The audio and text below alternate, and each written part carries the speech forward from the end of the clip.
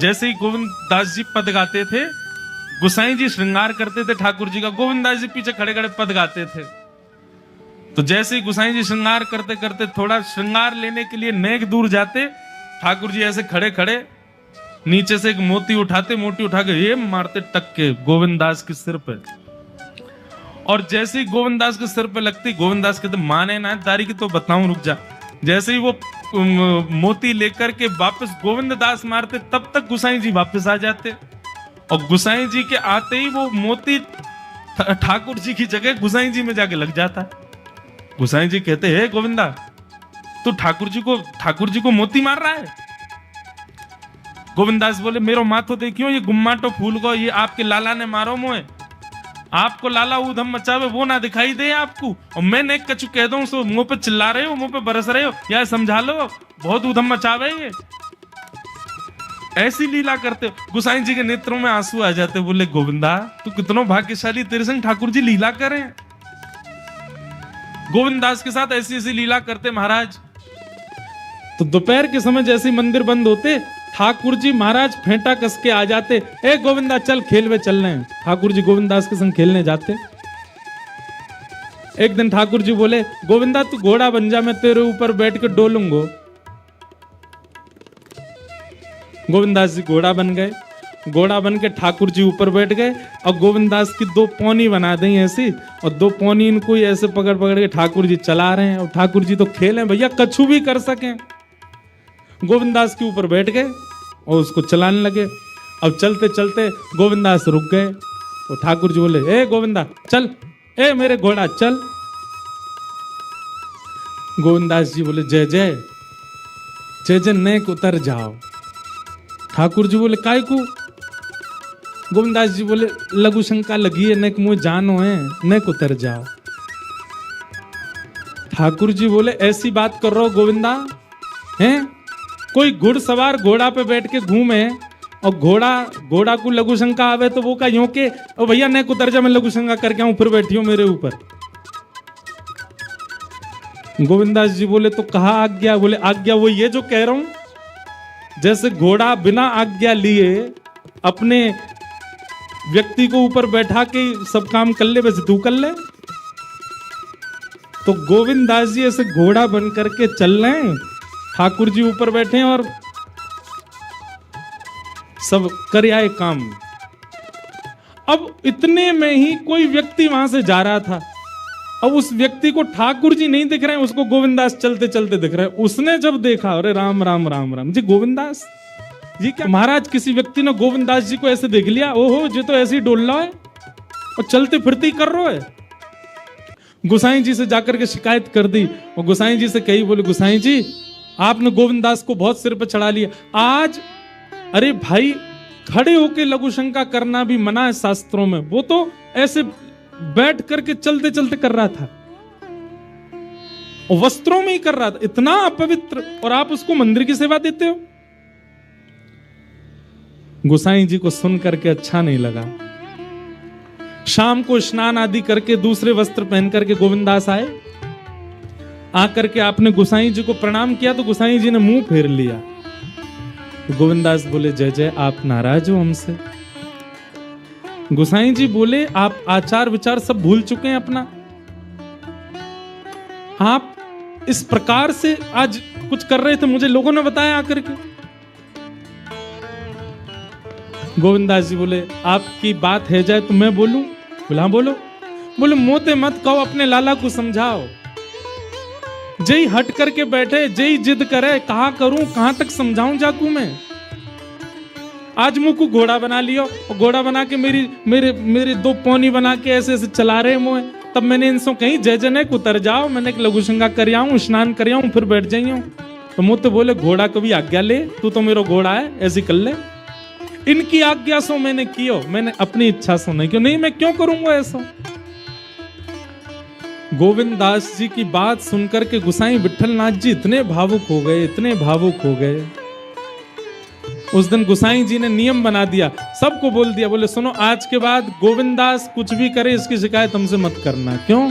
गोविंद दास अपनी इच्छा से कुछ नहीं करता, जय जय कराते हैं उससे, ठाकुर जी कराते हैं उससे। एक बार ठाकुर जी गोविंद दास से बोले ए गोविंदा, बोले हाँ, मेरो दाल बाटी खावे को मन हेरो है, तो दाल बाटी चूरमा। ठाकुर जी बोले ए गोविंदा, ऐसे ही बोलते थे, बोले मोए मोए दाल बाटी खानी है। गोविंदास बोले 56 भोग बनते हैं रसोई में, अपरस में मुंह पे पट्टी बांध करके महाराज रसोईया बनाता है।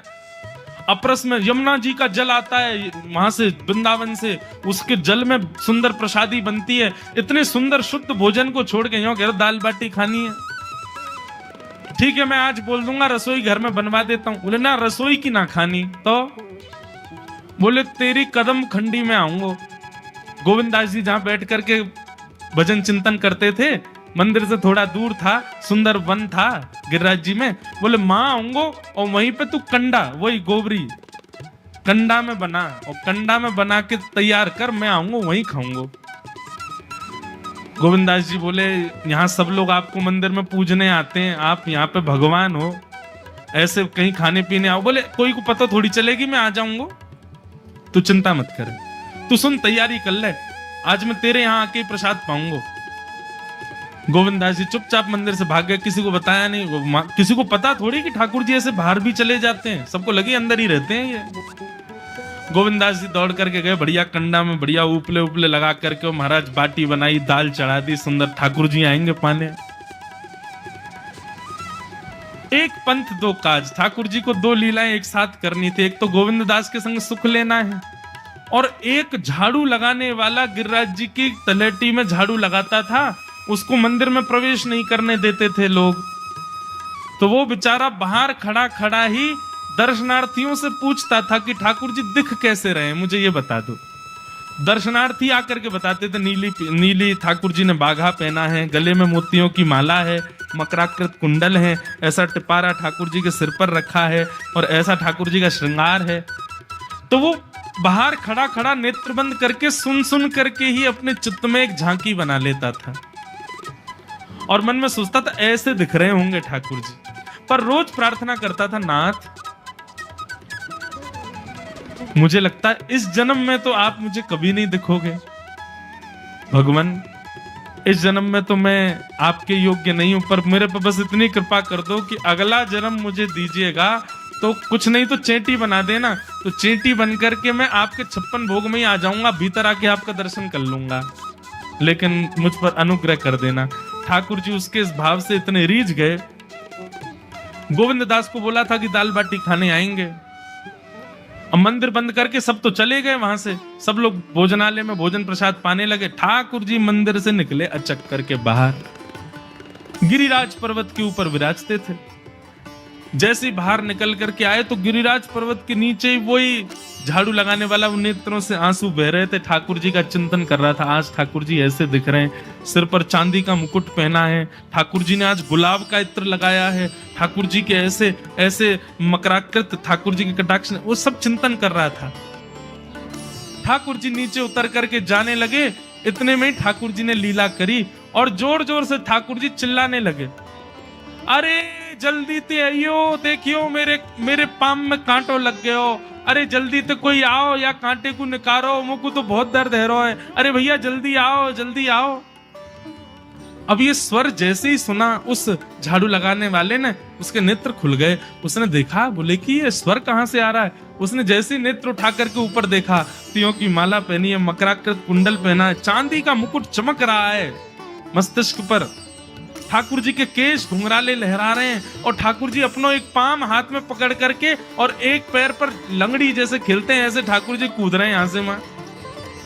नीचे से झाड़ू लगाने वाले ने कहा, अरे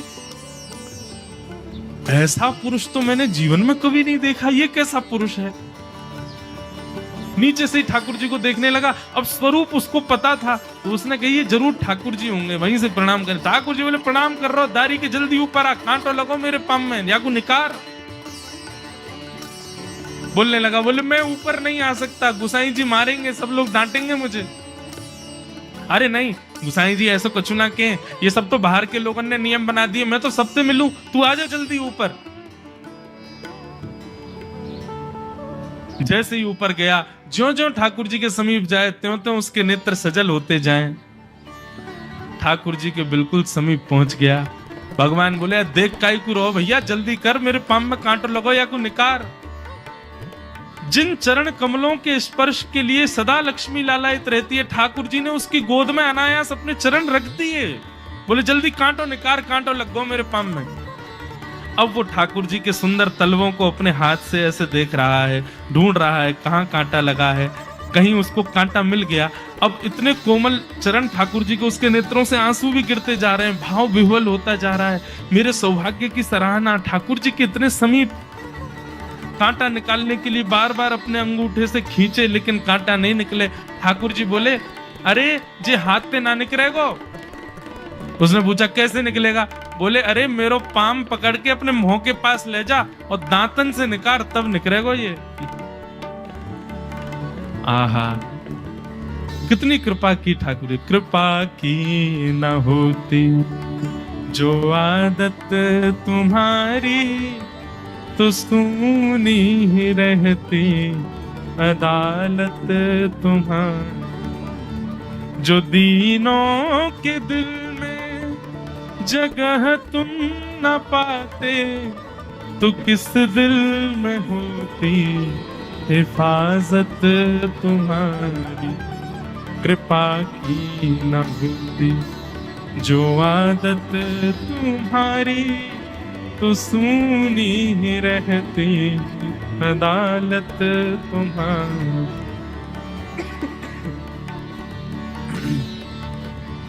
कितनी कृपा। उसने कांटा निकाला मुख से।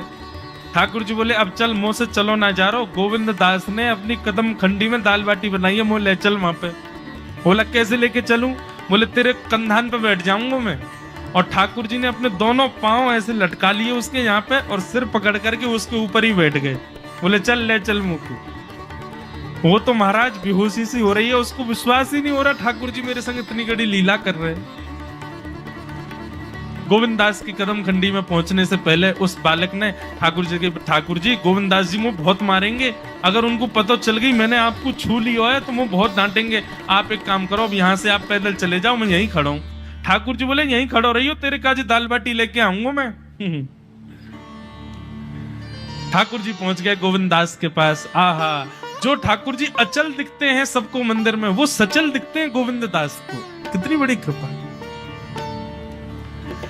गोविंद दास के यहाँ ठाकुर जी पहुंच गए, और पहुंच करके ठाकुर जी बोले चल गोविंदा जल्दी खवा, मुझको तो बहुत जोर की भूख लगी है। गोविंद दास बोले हाँ हाँ विराजो। सुंदर व्यवस्था कर दी। ठाकुर जी बैठ गए, और बैठ करके सामने पत्तल पर महाराज बाटी रखी, दाल रखी, चूरमा रखी, चटनी रखी, सब बढ़िया सुंदर सजा दी। अब ठाकुर जी पा रहे हैं, प्रेम से पाते जा रहे हैं, और पाते पाते बीच में गए और ला, और जल्दी ला, भूख लग रही है मुझको। गोविंदास बोले पहले इनको तो खा लो। अरे ना तू जाने ना है मंदिर में मेरो भूख कैसे लगे? थाली में 2 रोटी और ये सब्जी, इनते मेरो भूख पेट थोड़ी भरे। मेरे सामने तो सबरी सामग्री धर दो, मेरो जो मन होगा मैं उठा उठा के पाते जाऊंगा। अरे गोविंदा जल्दी जल्दी लेके आ। अब गोविंद दास जी पीछे मुड़ करके बढ़िया सुंदर बाटी वाटी सेके। इतने में ठाकुर जी क्या करें, एक बाटी तो खा जाएं और दूसरी बाटी उठा के अपनी जेब में धरते जाएं। वो संग आयो बाकी काजी लेके जानी है। अब तो महाराज ठाकुर जी खाते जाएं, भरते जाएं, खाते जाएं, भरते जाएं। गोविंद दास बोलो ठाकुर जी ये तो मैं मानूं कि आपकी खुराक बहुत है, पर इतनी ज्यादा है ये मुझको विश्वास नहीं है रहा है। क्यों हैं 56 बाटी खा गए हो अब तक आप? अरे कोई तुकना है, कोई पेट है कि समुद्र है, कुआ है, कहा है आपको? ठाकुर जी बोले अच्छा दारी के ऐसे बोले, चलो जाऊंगा मैं। अरे नहीं जय आप तो पाओ। ठाकुर जी तो जेब में भरते जा रहे थे। अब ठाकुर जी का पेट भर गया। ठाकुर जी बोले चल भैया गोविंदा, बोले चुपचाप चलो और आचमन करो, शुद्धि करो, तब जाइयो मंदिर में। वहीं गोविंद कुंड के पास में गोविंद दास जी ने जबरदस्ती ठाकुर जी बैठा दिए। बोले हाथ में जल ले। ठाकुर जी जल लेकर के बैठे। बोले अब करो अपवित्र पवित्रो वा सर्वावस्थांगतो पिवा। ठाकुर जी आचमन कर रहे हैं, अपनी पवित्र कर रहे हैं ऊपर से लेकर नीचे तक। इतने में ही गोविंद दास बोलते बोलते पीछे के गए और ठाकुर जी की पीठ पे जाकर के एक धक्का दियो महाराज, पूरे ठाकुर जी डुबा दिए कुंड में। ठाकुर जी पूरे ऊपर से नीचे तक भीज गए। ठाकुर जी दारी के तेरी शिकायत करूंगो, गुसाई जी तो कहूंगा तू ऐसे करे मेरे संग। गोविंदास बोले मैं बता दूंगा तुम कौन कौन के कंधान पे चढ़ के घूमो। हम मंदिर के लिए इतना नियम बना रखो है, नहा के आओ, धो के आओ, हाथ पांव खासा करके आओ, और कुछ अपवित्र वस्तु मत छीलेना, अपरस में रहना, गीला वस्त्र तन पे होना चाहिए। आपकी सेवा के लिए इतने नियम, और खुद क्या कर रहे हो? ऐसे गोविंद दास वो कह रहे हैं, यद्यपि रूप गुण शील सुधरता, इन बातन न रिझई है, प्रीतम प्रीत ही सो पई।